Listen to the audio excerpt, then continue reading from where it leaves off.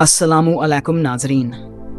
आज मैं आपको लेकर चल रहा हूँ एक ऐसे तारीखी मकाम की तरफ जो वक्त की गर्द में दफन तो हो चुका है, मगर उसकी दीवारें अब भी सदियों की दास्तानें सुनाती हैं। यह है कालान कोट किला, ठट्ठा शहर के जुनूब में मकली की पहाड़ियों के दामन में एक पुरशिको और खामोश खंडर। ये किला कभी सिंध के सियासी, अस्करी और रूहानी मंजरनामे का अहम तरीन किरदार था।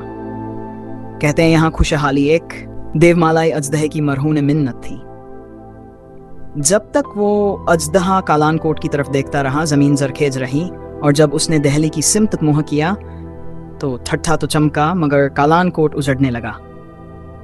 इस किले की बुनियादें शायद 5वीं सदी ईसवी में खानदान राय के राजाओं ने रखी थी। फिर वक्त ने करवट ली। सम्मा खानदान के जामतुगर ने यहाँ तुगलक आबाद बसाने की कोशिश की, मगर किस्मत ने साथ न दिया, और आखिरकार तरखान खानदान के जानी बेग ने मुगल हमलों के पेश नज़र यहाँ मोर्चा बनाया, मगर मुगल अफवाज की यलगार ने इसे मुकम्मल न होने दिया। ये सिर्फ एक किला न था, ये एक शहर था, एक पनाहगर, एक मस्जिद।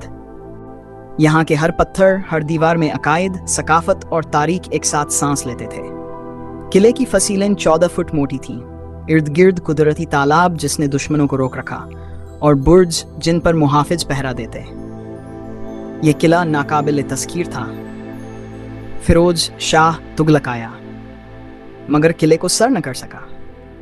यहाँ एक शानदार मस्जिद भी थी, नीली का शिकारी, मिंबर पर नक्शो निगार, वुजू का हौज। ये किला मुगलिया दौर में भी आबाद रहा।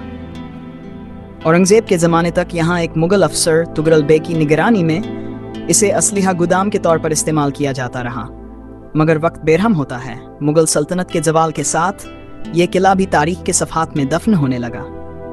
आज यहाँ सिर्फ खामोशी है और कुछ छाड़ झंकार, न कोई मुहाफिज, न कोई पुरसान हाल। मकामी रिवायात कहती हैं ये किला अब भी सांस लेता है, मगर कुछ ताकतवर लोग इसकी ज़मीन पर कब्जा जमाने में मसरूफ़ हैं। तालाब खुश्क किए जा रहे हैं, मिट्टी बराबर हो रही है, और हमारी तारीखी विरासत रोज़ बरोज़ मिटती जा रही है। कालान कोट किला एक वक्त था जब ये सिंध की शान था।